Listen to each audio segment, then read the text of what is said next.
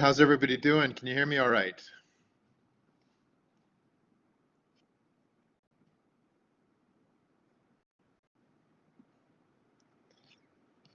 Good. All right. So am I competing with the presidential debate tonight? No, it's not on? It's the 29th. Oh, it is on, but okay, not a competition. Yeah. Yeah, well, we'll see. Anyway, good stuff we're going to talk about tonight. Um, I've chosen to talk about, I've taken the list of recommendations or requests, sorry, and kind of morphed it a bit. But one of the ones that kind of popped up, things that just kept on popping up for me that I think is interesting is this. But we're gonna, because we've talked, I'm sure you've heard some of these things before, but maybe not all put together in one kind of go. And that's why I wanted to put it together in one talk, which is what I'm calling the multidimensional role of nature in environmental management. So we're going to look at a lot of different things that all kind of like come together, like why ultimately you think or need to think about nature when you're engaging in environmental management practices. And it doesn't, I'm not restricting to one of situation like in a business or a government or what have you, just in general in an organization. Okay, so that's really what we're going to talk about tonight. I'm just going to go through it and leave some plenty of time for some discussions. So the first point here is how is this question or this issue in some way paradoxical? Like, why do you think there's a paradox? Or why do people often think that there's a paradox between nature and environmental impacts of an organization? Why? What are your thoughts on that?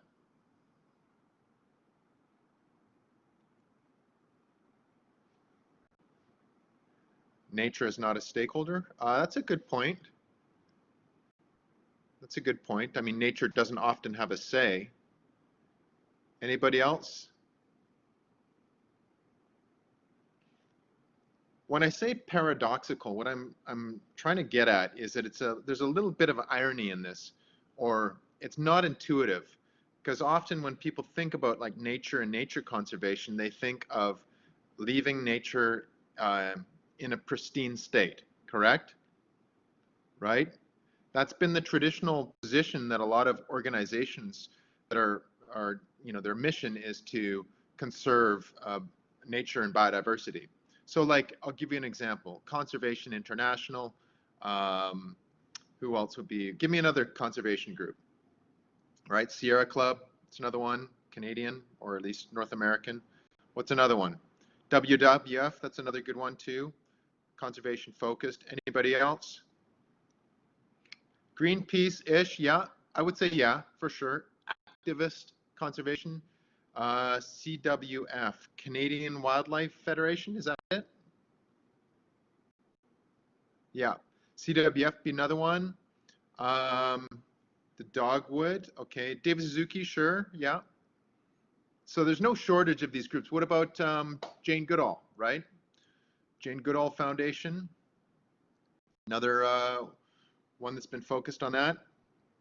So why I say I want to start with this, that it's a bit paradoxical, or there's a kind of like, uh, sometimes there can be a disconnect, is that people don't often put those things in the same basket.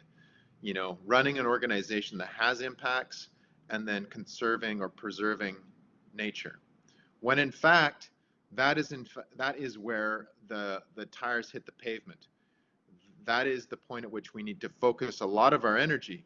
And this actually became very apparent to me and quite clear when it was actually Jane Goodall who I was listening to her speak in Paris in 2016. So that was at the same time as the climate change COP conference that was held, where the Paris Agreement was kind of tabled, or that it came out of that UNFCCC COP conference. At the same time, you had the Global Landscapes Forum, which often you'll have parallel events at these things. at that forum, which was not, it was downtown Paris, and then the COP was outside Paris. I went to an event where Jane Goodall was speaking, and she was really interesting. And in fact, I had met her, and she's really nice. And she was talking about the fact that the conservation community has really got it all wrong for quite some time, and the fact that um, in their efforts to promote conservation, often they are doing it at the cost of livelihoods to groups. And her group that works primarily in Africa, other places, but I believe it's mostly in Africa, had shifted gears in that regard. And that was, I guess, 2016. So in the last few years before that, probably 2010 through to 2016, to focus on engaging in communities and engaging in society to promote sustainable land use and sustainable use of natural resources in the context of conservation. Now, may sound basic, but that's a big kind of paradigm shift for many conservation groups, because they often look at things as, let's leave nature pristine and then humans out of the picture, when in fact, if you look at things that way, you know, you're often going to like run into kind of roadblocks, because people need to make money, you know, and people need to live. People need to use nature in order to survive. So this is where I think the root of this has often been led to kind of stalemates. Whereas now what we're seeing, at least in the last, I would say, 5 to 10 years, this kind of reconciliation of the fact that we need kind of natural resources and ecosystem services, but we can't do that in such a way that it's going to compromise the integrity of those ecosystems and biodiversity, such that we don't have those resources in the future, right? So, and at the middle of that, why I say there's this paradox, is the tools that you need in order to navigate those waters. And I would argue, and I'm going to argue in this talk, that those tools fall within this kind of body of knowledge I'm going to call environmental management. Okay, so nature and business are often seen at war with one another by definition, right? They have been in the past, but really environmental management is the practice of using environmental knowledge and technical understanding to minimize the organization's impact on the environment, and hence, you know, ideally lead to greater levels of conservation and sustainable use of ecosystems. Okay, so that's really the kind of the core of what we're going to talk about today. So the first thing that we need to think about when we look at the impact on nature is managing an organizational impact on nature. So one of the most fundamental roles at the base level of things, of environmental management in terms of nature, is to reduce the operational impacts, right? So for instance, if you're running, I don't know, like a forestry operation or a mining operation or even like a manufacturing facility, environmental management and the tools that you have in your tool belt, like say environmental management systems and so forth, are the tools that will allow you to see what your impacts are on nature and biodiversity, whether it mean you're like chopping down trees or impacting land, or it could be that you're using water that's drawing down on the watershed and so forth, and ultimately impacting biodiversity and ecosystem services. So things like a biodiversity impact and environmental impact are general parts of this. So, and here's one paper. I'm going to feed some links to you as we go through that talks about that. So this is some work that's been done and ongoing on, you know, what are the elements of biodiversity and ecosystem services that roll in, and how do you incorporate that into your environmental management system, right? So here's another a good one for Western Australia. Just one sec. Pull this link up myself. Consideration of biodiversity and the environmental impact assessment of Western Australia, right? So obviously these things are going to be quite unique to wherever you're working. So you've got to look at like, how do you address those concerns? Here's another great look at a paper on ISO 14001. So we've looked at, through those in 415, we've looked at that. And this paper is quite neat because it's looking at ISO 14001 towards international quality in environmental management standards for marine protected areas, right? So when I'm talking about like the use of environmental management systems, if you look at that last link, it's not limited to just a company, but you can also look at, well, how do those standards that we would expect groups to use, like ISO 14001, intersect with the mandates for, say, marine protected areas. So what would be like, who would you expect to like pick up on a paper like that? Like if we're looking at marine protected areas in ISO 14001, what would be the type of groups that you would expect would be wanting to think about that? What organizations? BP could be one, right? So offshore oil and gas. Yeah. Any other ones?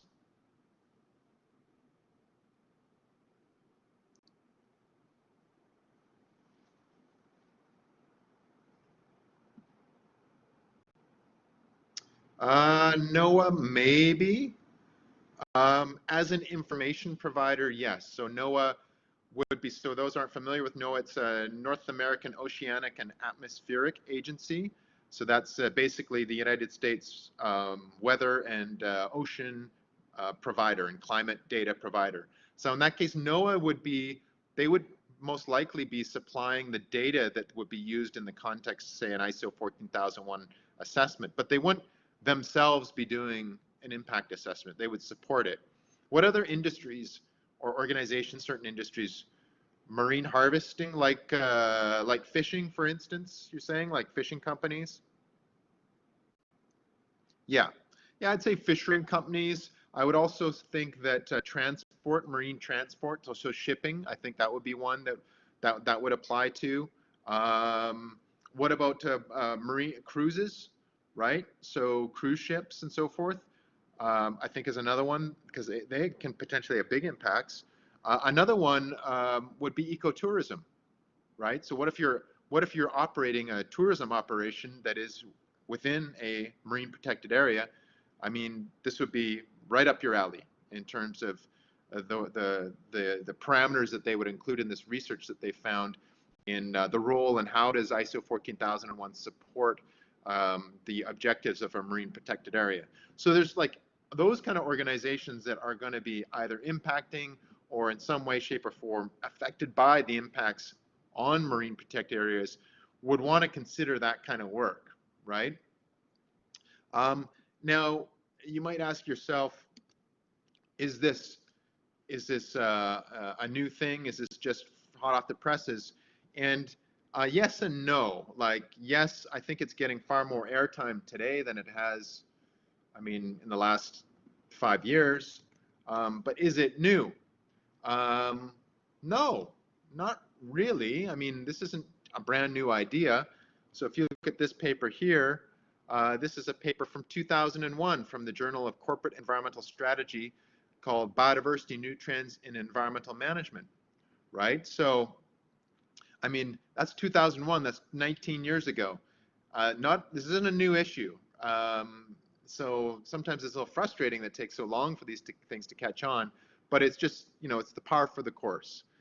Okay, so there's that. There's this, the first step I think would be managing organizational impact on nature. Like that is classic, you know, here we're doing this and we might have these impacts.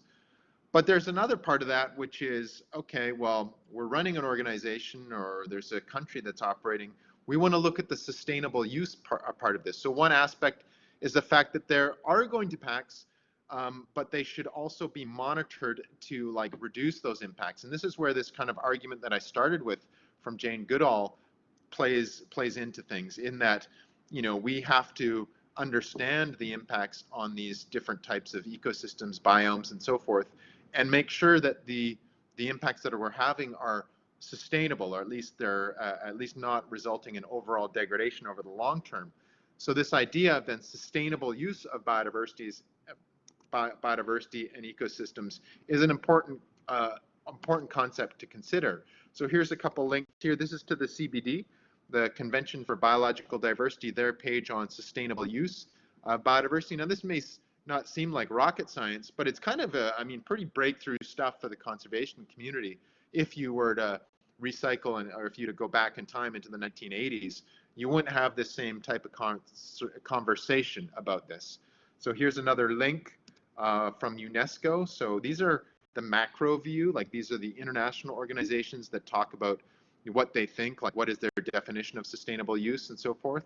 and UNESCO is United Nations Education something or other. I forget the other part of their acronym, but they deal with education. CBD is with biodiversity policy, so you should know both of them. And then there's the good old IUCN here, the International Union for Conservation of Nature, which this is from COP10. So this isn't, again, not a new one. It's just going back to 2010. That was actually in Nagoya, and I was there, where they talk about, well, what does sustainable use of biodiversity mean? What are some definitions? So those are the kind of groups you'd want to look to when, like, say, if you're in your case, if you start to work on this stuff, like how do we define this? I'm writing my paper, my proposal. You know, I've been asked by the CEO to come up with a sustainable, include biodiversity and ecosystems into our environmental management program. We need to talk about, you know, what systems we use, but also how do we define things? Now, in order to really kind of operationalize this, though, like say if we actually wanted to do this, look at, well, what is sustainable use and define this and measure it, we need to have some sort of idea of the ongoing consumption. Like say, let's go back to the offshore oil and gas example, right? So if we're BP and we have offshore oil and gas in close proximity to marine protected areas, right? So we need to know on an ongoing basis what our impacts are. So we may have some effluent coming out. You know, we may have more traffic, you know, boat traffic, that could be an impact. A lot of those things we need to know, but we also need to know the other side of that, which is the overall stocks, right? We can't just understand our impacts. We have to understand what is the status of these ecosystems and levels of biodiversity, whether it be in the protected area or just in general, right? Now, we're familiar with this even from last week when I talked about the planetary boundaries, right, for nutrients, what we were talking about last week. But this applies across the board. Like, we cannot say we're operating under a sustainable use practice unless we understand what the status of these ecosystems are from either a stock or, you know, the status of biodiversity, whether they're threatened species or endangered species or what have you, or whatever the parameters we're looking at. Well, we have to know how we're impacting it and then what is the status of those ecosystems, which can be really tricky, but there are some good resources that are starting to emerge out there. So one of those at the global level is IPBES. So for those that aren't familiar, I know some of you are familiar with this because we've talked about it before, but for you, or those that you are not, this is the Intergovernmental Panel on Biodiversity and Ecosystem Services, right? So this is important because this is the equivalent to the IPCC, the Intergovernmental Panel on Climate Change, but for biodiversity and ecosystems and ecosystem services. Essentially, this is a panel of scientists that work on a non-biased basis. They are the experts in different dimensions of ecosystems and biodiversity. They get together to do assessments and create protocols and policies, not so much policies, but protocols and frameworks, and do assessments, either methodologies for assessing the impacts and so forth, to present the world with the status of biodiversity. Right, so what is the status of biodiversity in a certain region? So IPBES is a really important thing to take note of, and the impact that organizations have on an individual and regional basis. So we have the status, we have definition of sustainable use, and then start to look at how do we actually go into assessing the impacts in a specific area, right? So the next dimension of this aspect is managing operational risks, right? So if we're doing this, what do we actually need to look at? Sorry, full thing here. And all these notes are going to be available for download.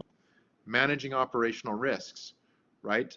So this has, again, two aspects to it. We have the aspect of this risk is for an organization, but then also for nature itself. So, like, what is the risk for a group that's same for BP? What are the risks, right? But then at that, and you also have to look at the risk assessment from the marine protected area standpoint. So what are the cascading impacts of acute impacts on biodiversity? So now often when you look at this, this is in response to specific stressors, right? So have you heard of ERA before, ecological risk assessment?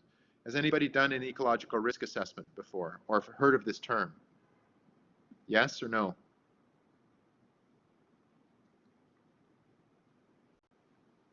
No? Okay. So ecological risk assessment, here's a definition of it. Basically, it's like an environmental management tool, a specific one. Environmental risk assessment, very similar, not a lot different. In fact, I would say they're somewhat interchangeable. Ecological risk assessment often is a little more focused on ecosystem function, right? And usually when you do, like when someone's doing an ecological risk assessment, they're looking at a stressor. So like, let's go back to the BP example. So in the BP example, we have an offshore oil and gas operation in close proximity to a marine protected area. Maybe there's some coral reef and stuff like that there, who knows? And one of the stressors that I would think would be in place was potential spills, but let's just say it's traffic, right? There's increased amount of noise due to the boat traffic that's going to and from that might be one of the stressors. So an ecological risk assessment in that case would be looking at that particular stressor, so those in 415 and that aspect, and look at then what are the impacts and then how might those affect how that ecosystem functions, right? So if it's noise, it could be on the health of different species, right? So that's kind of how you look at it from the ecosystem side of things. You do ecological risk assessments. Now these can come down to another example of this is in toxins. So like in Canada, we deal with contaminated sites. So this is a guidance document for environmental or ecological risk assessment. If you actually, I'll see how they phrased it here. Yeah, they call this is from, if you go to that link, it's from 2012. It's a Federal Contaminated Sites Action Plan, Ecological Risk Assessment Guidance, right? That's 2012. So this is a lot to do with contaminated sites. So typically what you're going to get, what would you get in a contaminated site? Anybody know what you'd find in a contaminated site in Canada, typically?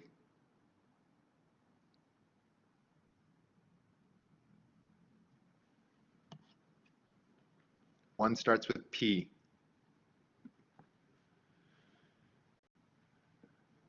PB. Oh, lead? Yeah, you could find metals. Yeah, maybe some metals. More often what you will find in petroleum, yeah, but specifically from petroleum, you find specific chemicals that are problematic. So like PCBs, polychlorinated biphenyls, dioxins, furans, PAHs, BTECs, I'm not sure, could be. Often for contaminated sites, like I'll give an example of contaminated sites that are up north. They're from generators. So Canadian military uses a lot of generators to run northern operations in the past. And when those generators fail or break down or whatever, you have a lot of PCBs that are associated with their use, polychlorinated biphenyls, and those can be carcinogenic. They're cancer causing. So in those cases, you'd be looking for a set of specific chemicals, and therefore then the ecological risk assessment of that, like even if I look at this document, I'm going to do a quick sand if I can find PCB in it. Yeah, there we go.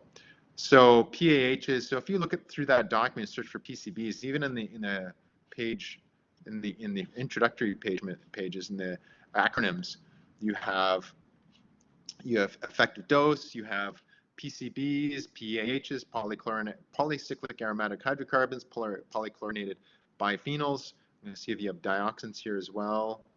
DDTs there, right? They don't have dioxins. Interesting. Okay. So, I mean, you have these kind of chemicals that are quite harmful, could be. So when you're going about doing that, and the point of this is that when you go about doing an ecological risk assessment, there we go. What do we got here? Anyway, let's see what that is. Thanks for sharing that. That's a map. Canada. Okay, so this is to be a map of property map of, I guess this is, maybe you were looking at where these federal properties would be. I think maybe I'm missing it in the search criteria. I just copied that right away. Ah, there we go. List of PCB exactly. So you're going to get that. And there's a lot. Like, trust me. We're not. We may sound like we're pristine and clean, but there are a number of different PCB contaminated sites. So the point being here that in that context, you're looking at, well, what are the things that are harmful potentially, and then what impact they will have. So you do an ecological risk assessment on that and use guidelines such as that, right? However, increasingly, risk has a lot of different angles to it. That's kind of like really kind of basic stuff at this point. I mean, it's very necessary, but there's other dimensions of risk. I mean, we're living in risk right now, right? I mean, Quebec and Montreal just shut down. Quebec City just shut down because of risk, right? Health risk to COVID. So a classic example, there's a lot of different dimensions, and one is reputational risk, right? So what would you say reputational risk is? What would be, how would that play into things? Who needs to think about that?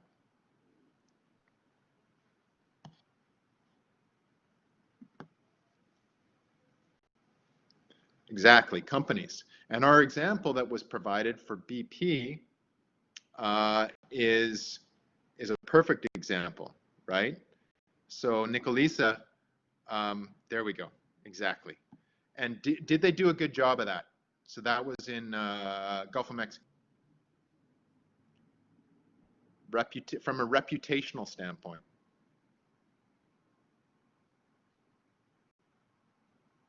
Not at all. Why? Too slow. They reacted too slowly with that one. What happened to the CEO of BP at that time? Who was a rock star at that, like before that? Highly claimed.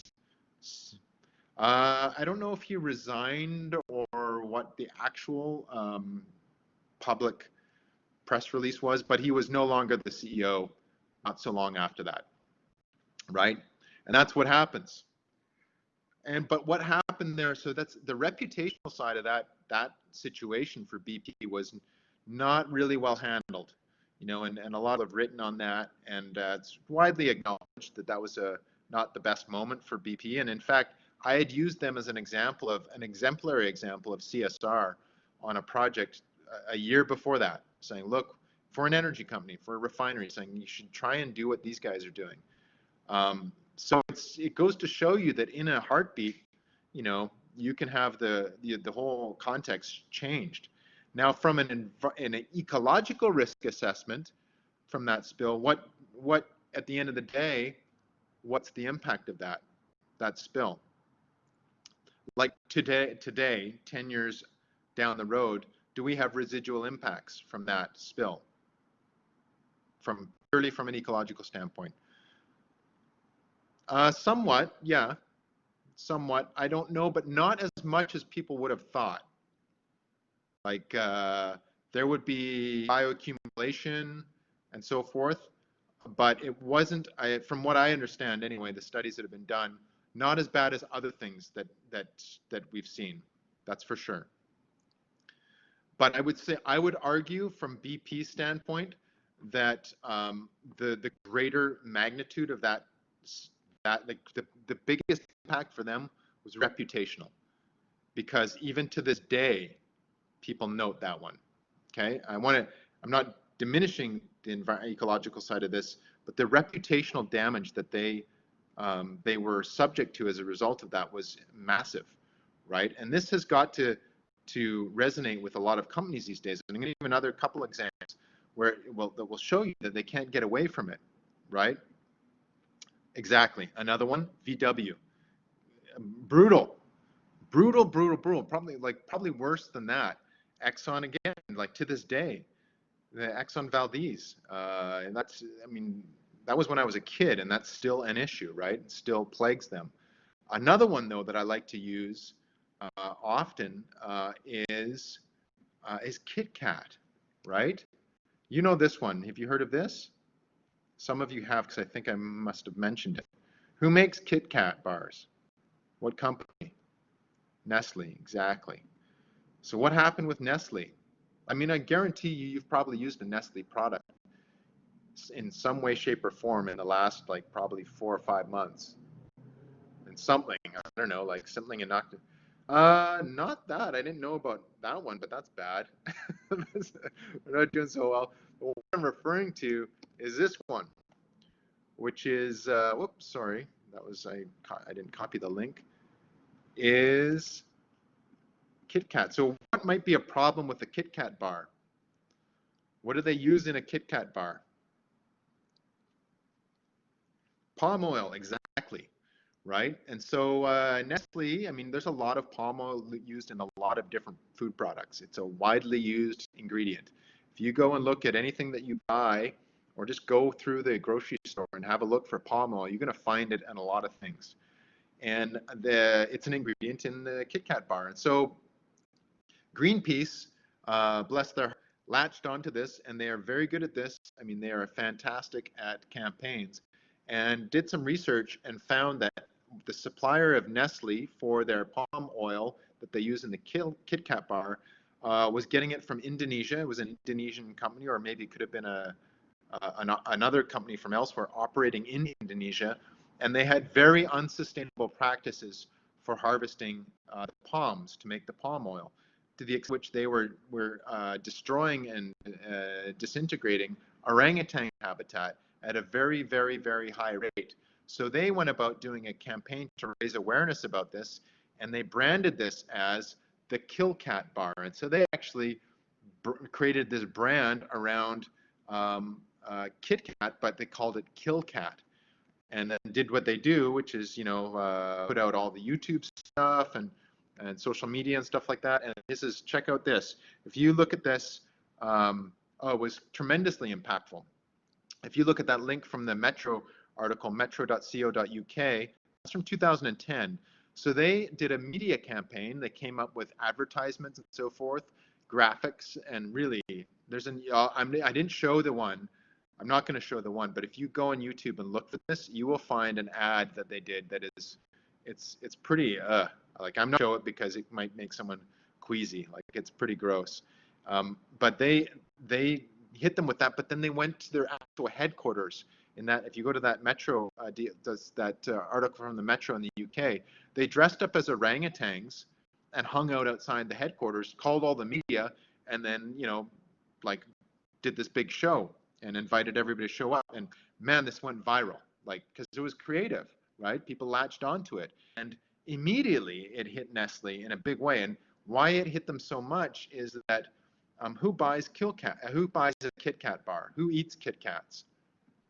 Like often. Kids, exactly. It's a very kind of kid-friendly chocolate bar, right? I remember when I was a kid, I love Kit Kats, right?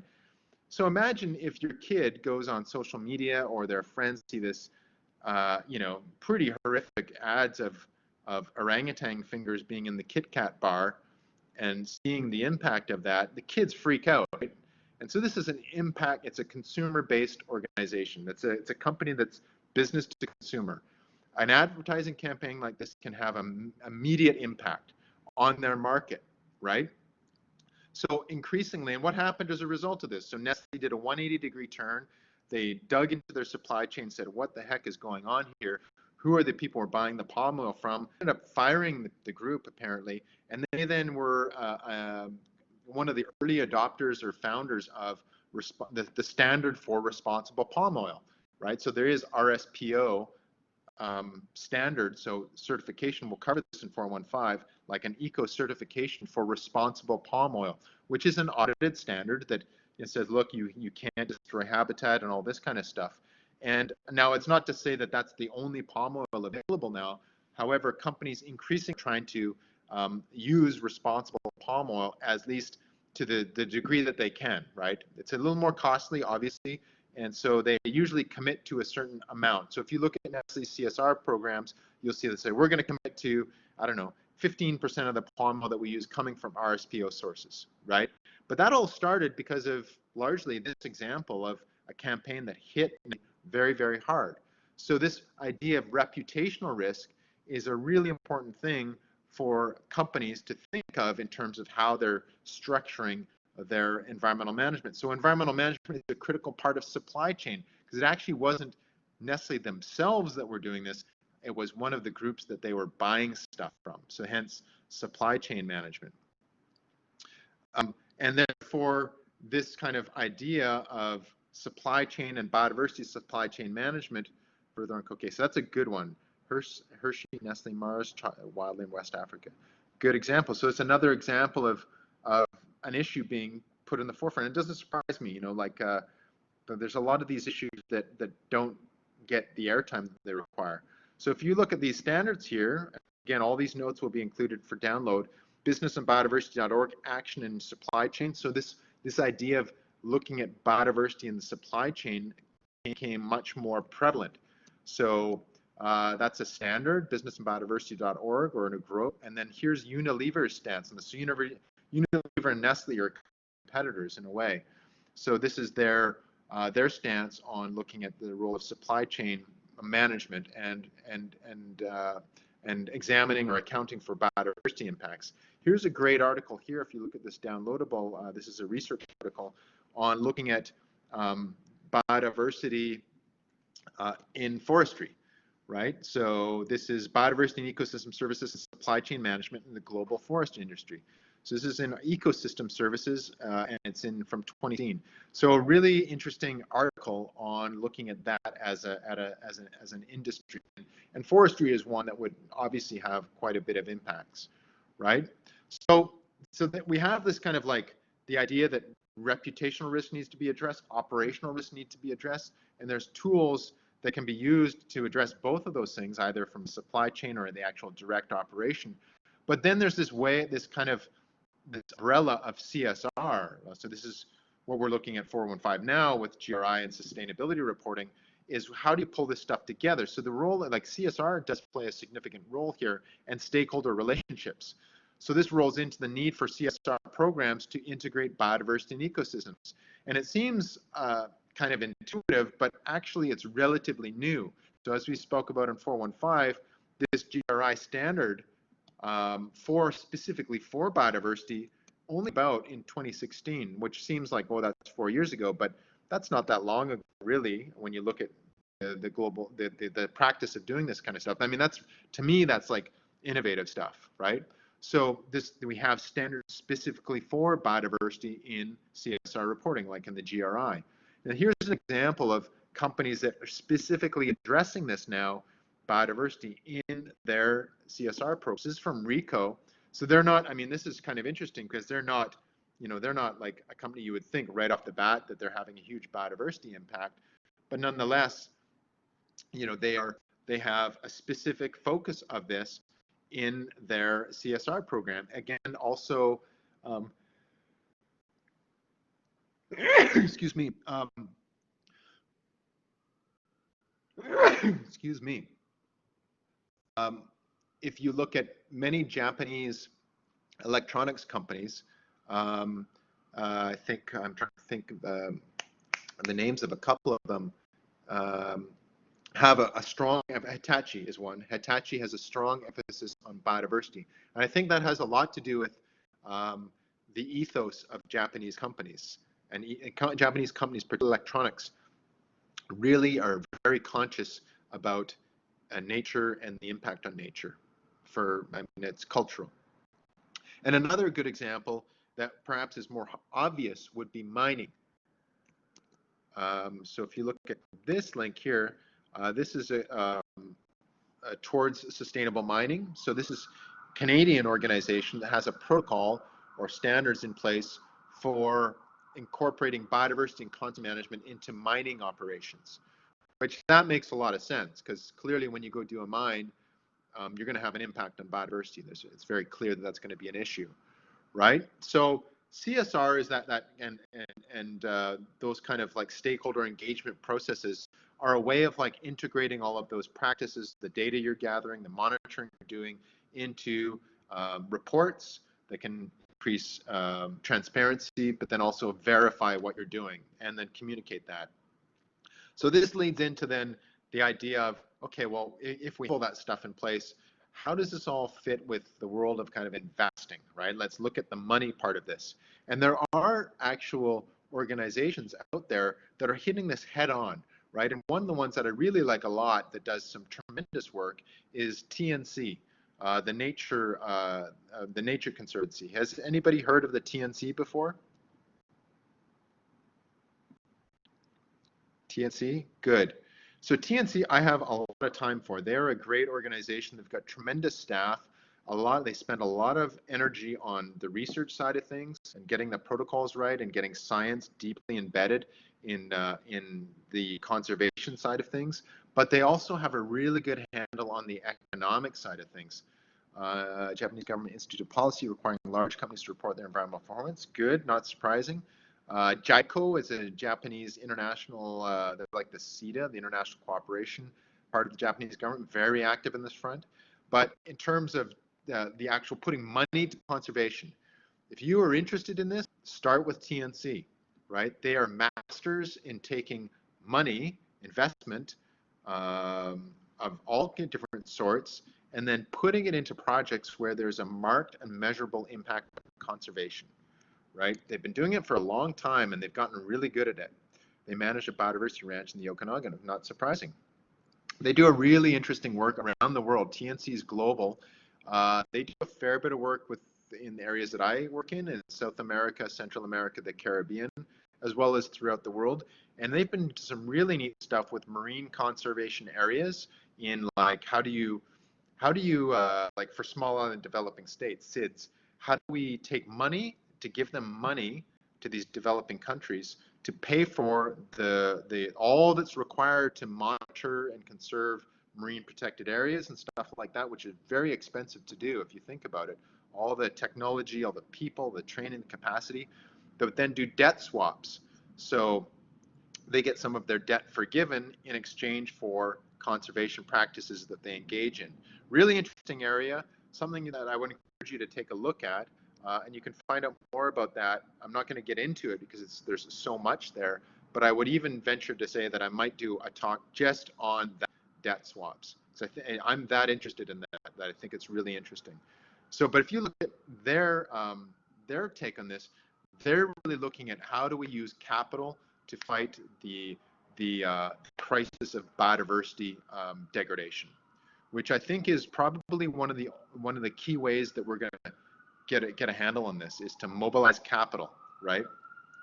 So TNC's at work on this, and these as well can be rolled into a CSR program, right? So for instance, if a company wants to invest, they know they're having an impact and they then want to offset that to some degree, they can invest some money in conservation programs with the TNC or TNC in this case, and then document the impact that they're having. World Bank as well has produced some pretty good literature on this, right? So if you look at their work, and then also here's a good article that I captured from the Financial Times where they talk about ESG. So environment, social, and governance indicators for investment. So how do you benchmark? So typically for institutional investments, they want to see ESG reports for companies. So if they're going to invest money, and I don't know, let's go back to BP. They want to see how they're handling environmental and social and governance issues in order to call them sustainable. Like, so if there's a sustainable finance group, they invest only in sustainable companies. They're going to base their investment largely, at least in some parts, on the performance that is represented in the ESG reports by that company. Okay, we can again do a whole talk on just ESG, right? Like that is a whole area of practice, right? But they talk about in that article there biodiversity risks and ESG, which I think is an interesting area, more in line with what we're talking about today. So compromise then. We've seen that the tools, we've seen that there is some mechanisms in place for monitoring what the impacts are through like IPBES and so forth, and then also the role of the companies for CSR and how you can document the practices that they're undertaking. But at the end of the day, sometimes you're just going to have impacts, right? If you're building a port, you might have an impact on the marine environment. You will, for sure. And so this is where it comes a controversial topic, and it's particularly controversial for biodiversity, somewhat controversial in climate, but even more so in biodiversity, is the topic of offsets. Who's familiar with offset? What does offset mean?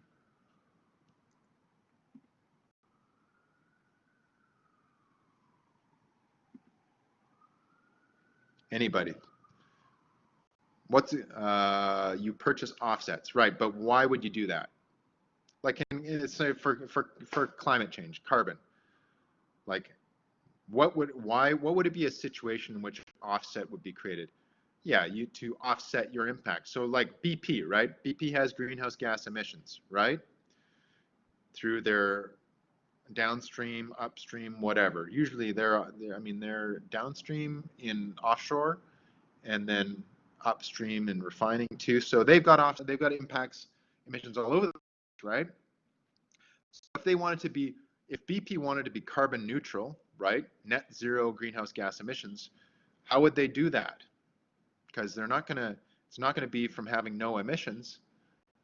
It would have to be through some sort of offset method, meaning we have X thousand of tons of CO2 equivalent emissions per year, let's say in Canada or wherever, and then we are going to then go buy offsets on the market, which an offset is like, say, you can have an offset when you have CO2 emissions sequestered from forests, right? Avoided deforestation, where you know that there was going to be an emission from cutting down forests, but there's no longer because you conserved that rainforest. That's one kind of offset.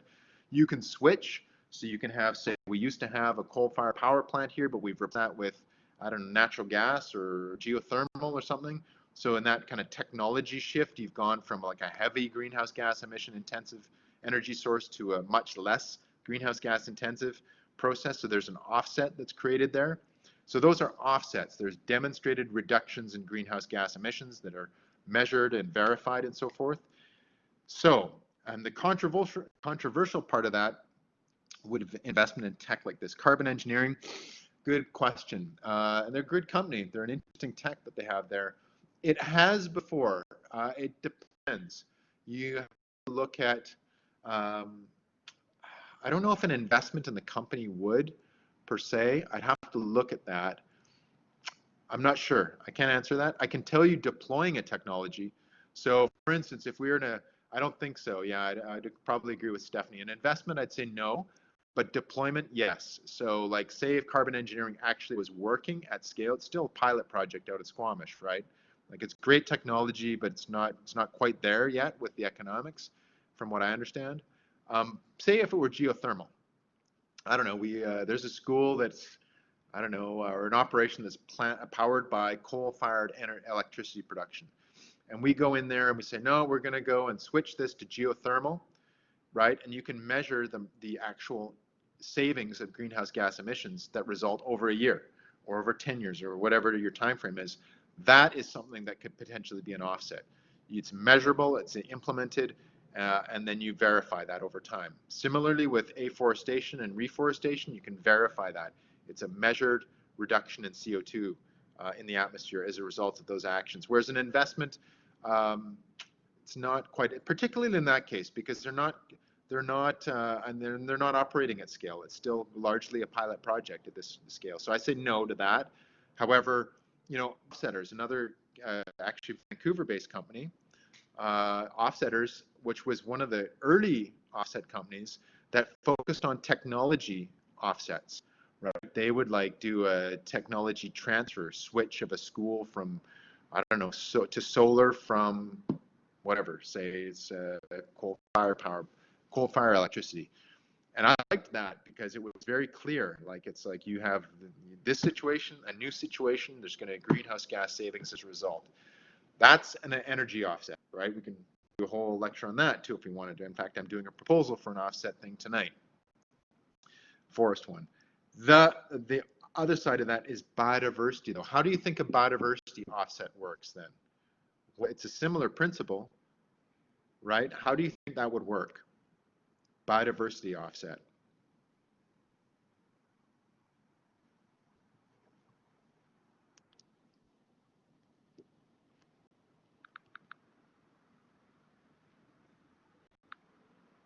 Haven't heard of it. I know, it's not as popular. People don't like to talk about biodiversity offsets. Project a different area. Protect a different area, exactly, right. So you could acquire land to protect the area. You can populate it. Like, I mean, there's some really bad examples. Like, okay, we're doing a mine in Peru, and it's on like pretty nice land, and we're going to impact, you know, monkey habitat of some sort, right? And you're going to have an impact, right? You're going to mow down that land and impact it, and those monkeys will have to, like, you know, either find a new place or you move them or whatever. And there's somewhere it's like a multiplier. It's like you're impacting one, but then you're providing habitat for 5 others. Literally, this is one of the protocols that was tabled before. Offer offsets protect another region of the Amazon. Could do that. A lot of different ways to look at this, but I'm like, there's specific for biodiversity offsets, not the most popular things. And the reason why, I think, is because habitat and biodiversity is so unique and it's so place-based, right? It's very, very contextual. And to think that you can just replicate biodiversity elsewhere when you have an impact here is, it's not realistic all the time. Secondly, it's kind of offensive to a lot of conservation-oriented people. So, but nonetheless, I mean, this is something on the table, right? This is why I say it's a later option, because it's a compromise.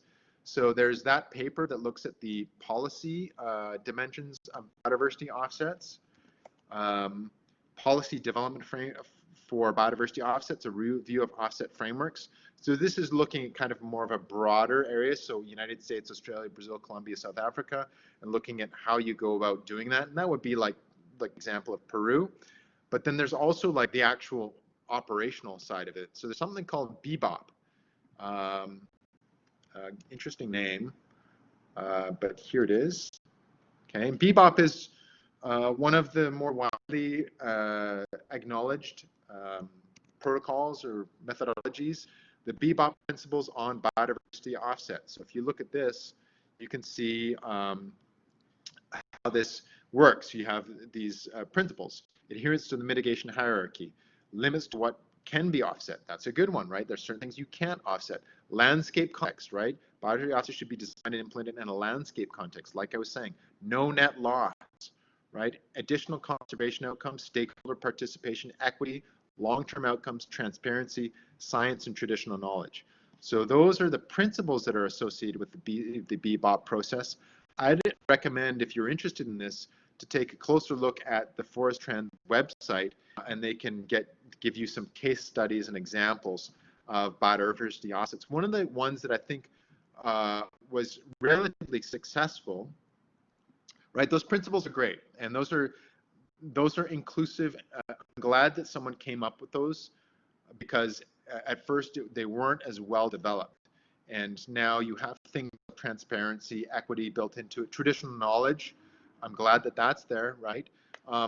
Now, one of the ones that I think has been somewhat successful that I've heard of is, I don't have a link, I'll send a link later, is where they've created reef habitat, right? So there's a port project, and it could have actually been SNC-Lavalin, I think, I'm not sure, but it was that kind of a company, like an engineering-ish company that was building a port that was going to have a marked impact on reefs in the area around that port was being created. So what they did was they went and they sunk a ship. So they sunk a ship and created reef habitat, like a wreck, like a shipwreck. And sure enough, I mean, you had coral form on the shipwreck and so forth and so on, and it turned into actually pretty vibrant marine habitat for fish and so forth. And actually also turned into an ecotourism benefit as well. So there's a benefit from like an ecotourism standpoint, which is an economic side of things as well. So that was actually a really successful one, because it was, there's a lot of positive outcomes that rolled out of that. Whereas other ones, like, I don't know, when you're impacting things and the context is really tough to replicate, it's hard to look at it in the landscape context, those have sometimes been unsuccessful, right? Like I mentioned, the primate issue, I think there's some bird ones as well, but take a look at that stuff. It's really quite interesting. And I mean, get into all these landmines when you talk about biodiversity offsets, about, can we replicate this and so forth and so on. But you know, at the end of the day, we got to confront this stuff head on. That's the deal. That's our job. Okay, governance of ethical supply. So we have like some offsets as a tool, not the first thing I'd recommend, but it's in the mix. And then we also have this area of governance of ethical supply chains. So already in this lecture, we've talked about the social governance side of things, like child labor in West Africa for cacao. I wasn't aware of that one, but again, it's an ethical issue, right? You want to have a handle on that. Your clients, say if you're working for a company, they're a cocoa consuming company, you want to make sure you have a handle on that stuff. You don't want to be surprised. And another part of that is, if we look at purely on biodiversity, is use of genetic resources, right? So if you're, say, like in a pharmaceutical company, you're working for Lush, right?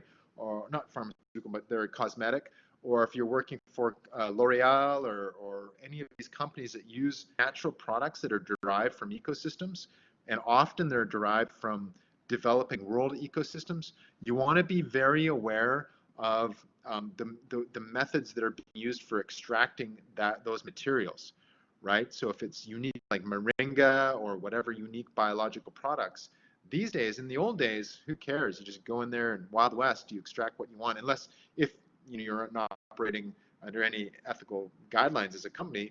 But nowadays, you just can't do that. And that's largely because of the Nagoya Protocol, which was established in 2010 under the CBD, the Convention for Biological Diversity, which in the Nagoya Protocol talks about access and benefit sharing, sustainable use, but principally access and benefit sharing, which is here. So if you go to this gives you an explanation of what ABS is. And that, in a nutshell, came out of biopiracy, where companies were going into developing countries like in Brazil and the Amazon and Peru and so forth, and say pharmaceutical companies were going in and sampling things and taking things to make them and synthesize them into drugs or what have you, or nutraceutical companies or cosmetic companies, and going in there and basically just taking stuff from there and then commercializing it and then running away with it. And in some cases, patenting it so no one else could do it, right? And this became quite a big issue, and this is why it really, and it is still an issue, right? It's still an issue for pharmaceutical companies, because often they don't want to share. The idea behind ABS is access and benefit sharing. So sharing the benefits of biological resources that are obtained from certain regions. So if you go in there and you find a cure from cancer that comes from this leaf of this tree, and that leaf of the tree, that tree actually is limited to this one part of the Amazon, and then there's an indigenous group that has territorial claim to that, and you go in there and you just take it and synthesize, start making billions of dollars selling it, look out, you could be in big trouble if you don't have an ABS agreement in place. And an ABS agreement is enforceable. Like an ABS agreement, you have to have FPIC, free and prior informed consent from those that have territorial rights, enforceable by your lawyers. So the indigenous people can go lawyer up and say, like, look, whomever, so say it's Pfizer, right? You went in and you took this without any ABS agreement in place. We have territorial claim to that. We've got lawyers now. We're going to come after you. Look, I mean, I'd have to look at the jurisdictional claim of where you would take them to court. I think it could be, I have to look at that. It would depend. I mean, it could be you in the operation. I'll find out. I don't know for sure yet. Well, it is international, like it's an international agreement, but you'd have to enforce that under, like the Hague doesn't, that wouldn't have much teeth. You'd probably want to chase them in the area in which they're operating. So if it were a company like Pfizer or something, you'd come after them in the United States if that's where their headquarters were. I'd have to, let me take a look at that. Like I know the lawyers at the CBD who work on this ABS, and they have a much better idea as to how you would go about enforcing that. But I'll tell you this, I have literally sat in the meetings, the COP meetings and the SBSTA meetings, SBI meetings, the Strategic Body for Implementation of the CBD, where they're debating this, where they're debating whether or not to pass certain text of the convention and the protocols in those big plenaries, right? And I've sat down, because usually when I go to these things, I'm in either education or business part of the plenary, So I'm not a country representative. I'm not representing Canada. So I don't sit with Canada or I don't sit with these other countries unless, of course, I'm working with them. I usually sit in that section, right? Either I'm there for research or I'm there on a like business context. And I will find some links on that stuff too. In fact, we'll do something on that. I'll do one on biopiracy, one of these specifically on that because it's interesting. And I had next to pharmaceutical companies who are there from Switzerland, who are clearly there to keep an eye on what's going on with this stuff because they have a vested interest. They do not want to be sued and they do not want legal action against them for enforceable claims on the Nagoya Protocol, right? So it's a real issue, guaranteed, real issue. And that's why I brought it up. So ABS, big issue. I'll get you some more details on that stuff. And in fact, we'll do a podcast on biopiracy because it's pretty sexy. And another thing, so we're talking here about, okay, what is this, the governance side? It's like, we want to do things proper. We're putting in an environmental management program for a company. They're sourcing stuff from the rainforest. You want to look at the ABS side of things and make sure ABS agreements are in place with the government, because that's who you deal with. It's the government of that country. I do that work with Caribbean countries and looking at the data for their ABS agreements.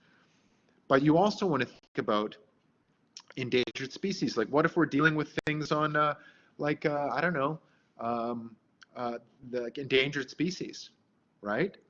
So I don't know, like elephants or what have you, tigers, that kind of thing. And so another thing we want to be aware of, is there any impact on endangered species of what we are doing, right? Either directly, so actually we're using stuff that's coming from endangered species, like ivory or whatever, shark fin, who knows, there's all kinds of stuff. So there's another thing I'd recommend looking at, which is called CITES, okay? So CITES is, again, it's an international convention on the illegal trade of endangered species. And so again, it's like, you have to, like, if there's infractions. Now I remember, here's a personal story, just to let you know this isn't fiction. Even before, I mean, I don't know if CITES was even in effect then. Maybe just, I think CITES, just one second, and check and see how old it is. I think it's in 93 CITES came in. One sec. Okay, we're going long here, I apologize, but we're on a roll here. Just one sec, home.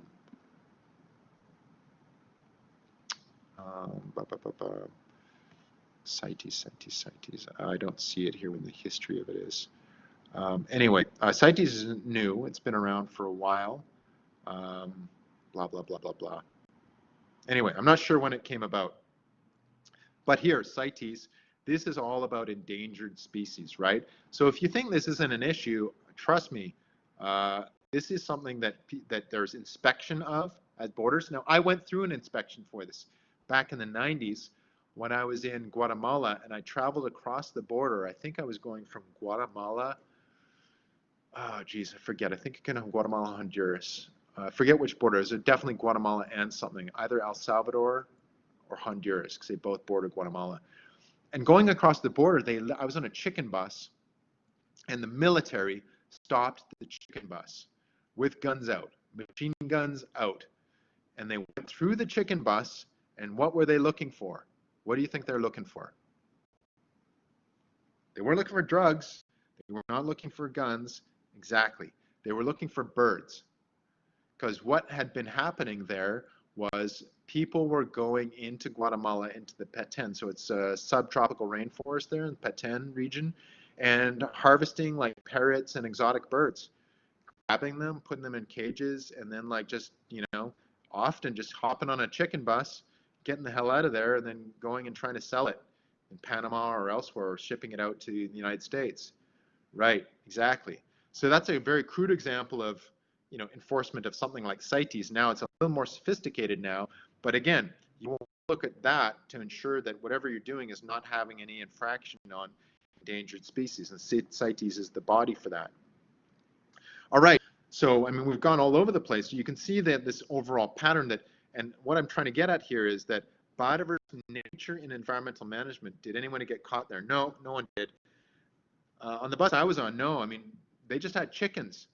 I mean, they call them chicken buses for a reason, because farmers travel around in them carrying agriculture, potatoes, and corn and stuff like that, and then chickens. So boxes of chickens, they're chirping above you, and you're sitting in a school bus, and chirp, chirp, chirp, chirp, chirp. That's why they're called chicken buses, because they move around with their chickens. So, and chickens are fine. They're not exotic species. So yeah, it was nothing went out. So there's the reason why I've covered all this different stuff is there's multi dimensions to this stuff. There's the impact, there's the risk part of it, there's stakeholder engagement, there's different types of impacts on ecosystems and on specific endangered species and genetic material and so forth.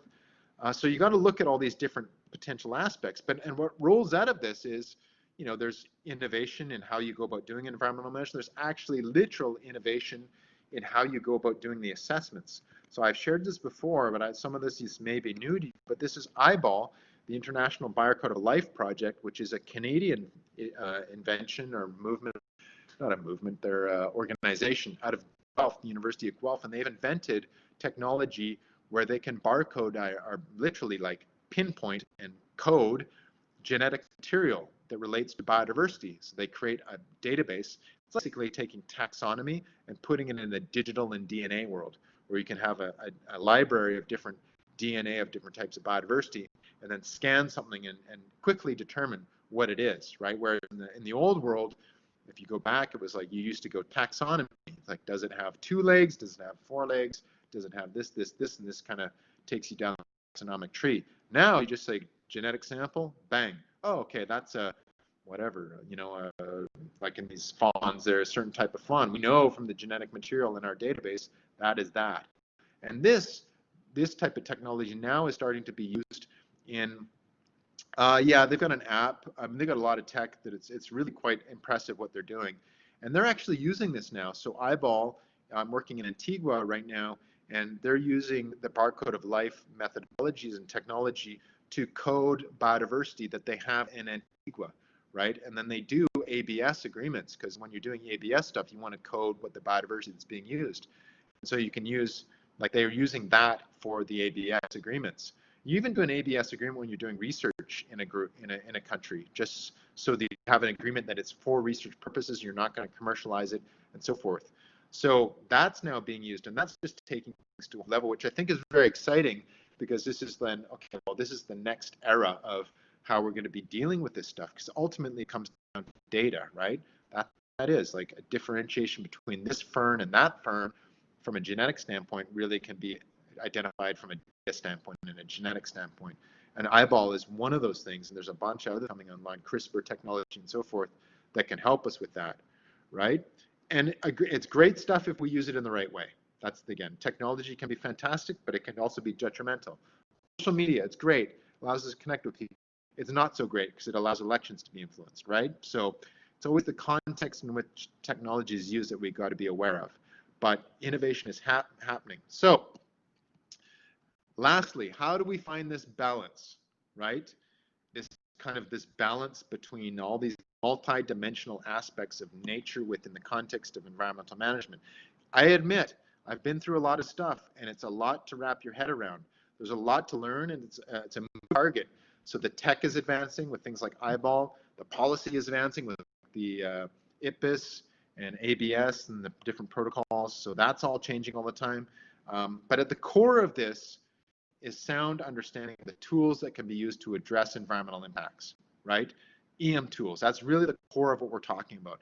These are systems oriented, and they give you a framework that you can work with. So in every case, whether it be a company or a project, you know, you'll have, each case is going to be different, but the systems and the tools will not necessarily be different. You could use the same LCA approach, ISO 14001 approach, or whatever, depending on the context.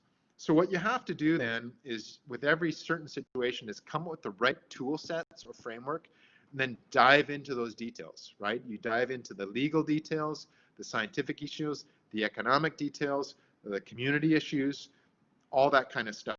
And then you come up with what you present as your appropriate framework. And this is something we will do for those in 415 for your final project, because you're looking at traditional knowledge in the context of a pipeline, right? So what type of, that will be one thing you need to think about. We're going to think about what kind of knowledge would you use depending on the First Nations you're dealing with?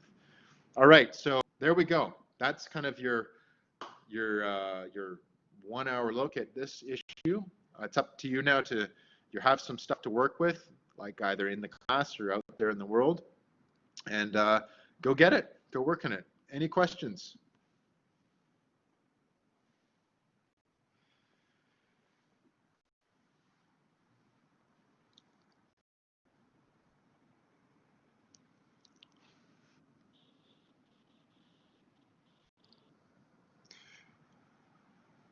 Much more than the debates.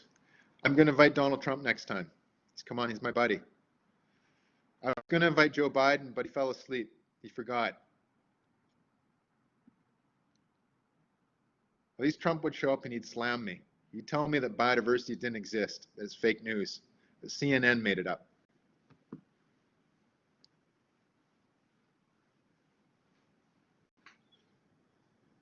It would be entertaining. Apparently, there's this meme going around that Joe Rogan has invited, or they're suggesting that Joe Rogan have the debate between Joe Biden and Trump on his podcast, and I think that's awesome.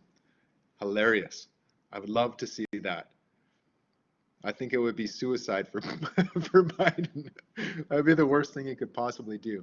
I'm not trying to promote any one group. I'm just saying like in that kind of context. Yeah. Oh yeah, for sure. Anyway, there you go. That's some stuff to chew on for you. Again, I'll post this. I got a little behind with the last one, so both are going to go up. I'll put them up tonight when this takes a bit of time for it to process it. So you can access on YouTube, and then the notes for this with all those links are going to be downloadable in the video description. Awesome. Yep. November's coming up. Masticating all this info, using big words. Good. Yeah, a lot to absorb there. So the notes will help because all those links are in sequence. I just throw them up there as I'm going. And if you're a Royal Road student or if you're affiliated with an academic institution, some of those academic papers you can get by going through the library. You go through, I want this, and you'll be able to download the PDF. And even still, if you just can read the abstract, that's also very helpful, I think, even if you can't get the PDF. Okie dokie. There we go. That was fun. Thanks for coming out. And we will sign off.